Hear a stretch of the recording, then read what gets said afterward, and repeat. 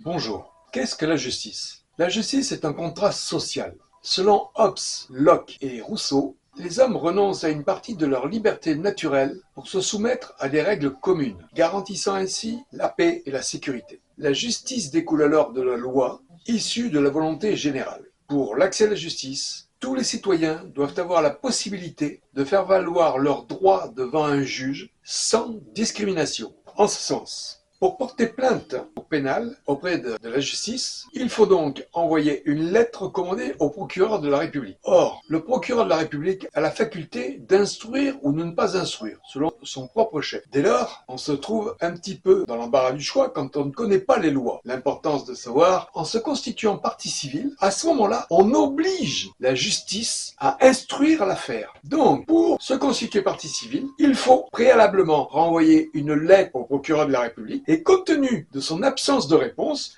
vous l'informez que vous avez la ferme intention de vous constituer en partie civile. Pour ce faire, 3 mois après le dépôt de plainte auprès du procureur de la République, vous envoyez une lettre au doyen des juges, au tribunal de justice dont vous dépendez, et vous dites, suite à la plainte déposée, je vous joins la lettre comme quoi j'ai bien informé le procureur de la République qu'il n'avait pas donné suite à ma plainte déposée. Donc, vous vous constituez partie civile dans l'affaire. Et là, de suite, la justice est obligée d'instruire votre plainte. C'est une obligation. Si elle ne le fait pas, elle se met en tort. Ça devient un déni de justice et un refus d'instruire. C'est un crime très grave, 432-1 du Code pénal et 432-2 du Code pénal. C'est un crime très grave qui est puni par, je vous prends en référence le Dallos, dans lequel il est stipulé l'article 432-1 qui se trouve dans les abus d'autorité dirigés contre l'administration. Il définit le fait par une personne dépositaire de l'autorité publique agissant dans l'exercice de ses fonctions de prendre des mesures destinées à faire échec à l'exécution de la loi est puni de 5 ans d'emprisonnement et de 75 000 € d'amende. Le 432-2 Code pénal. L'infraction prévue à l'article 432-1 est punie de 10 ans d'emprisonnement et de 150 000 € d'amende si elle a été suivie des faits. Donc, quand vous avez le refus d'instruire, c'est clair,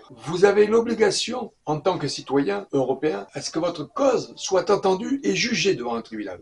Donc, de ce fait, vous saisissez de suite la CPI. Du fait que c'est un tribunal international, il garantit l'instruction de votre plainte déposée.